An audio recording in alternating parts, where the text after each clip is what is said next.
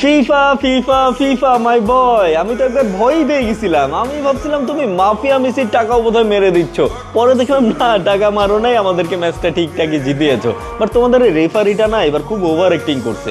Over acting এর জন্য ওর থেকে 50 টাকা কেটে নিবা। না না, আর তোমাদের স্ক্রিপ্টটা এবার এমন কেন? মানে মানুষ সব বুঝে ফেলতেছে যে সব স্ক্রিপ্টেড। মানে স্ক্রিপ্টটা একটু স্মুথ তো করতে পারো।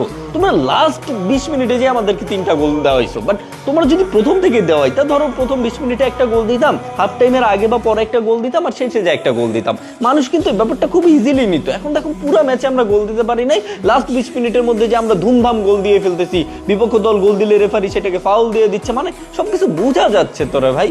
আর তোমাদের এই রেফারিটা না এমন পাগলাটে, মানে সবাইকে যে হলুদ কার্ড দিচ্ছে, এমন একটা অবস্থাও যেন পারলে দর্শকদের যে হলুদ কার্ড দেওয়া শুরু করে দিচ্ছে। মানে কোচ, গোলকিপার, প্লেয়ার কাউকে বাদ দিচ্ছে না।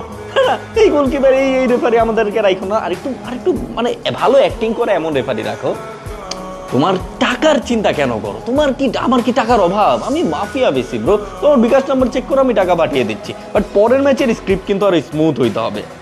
হ্যাঁ, আর পেনাল্টি আমাকে দুই তিনটা করে দিও। মানে হ্যাঁ দিছো, বাট মিস হতে পারে রে ভাই, বয়স হয়েছে না এখন তো। পেনাল্টি নেক্সট ম্যাচে 2-3টা পেনাল্টি দিও, তাহলেই হবে। না, আমি টাকা বাড়িয়ে দেবো, কোনো সমস্যা নেই।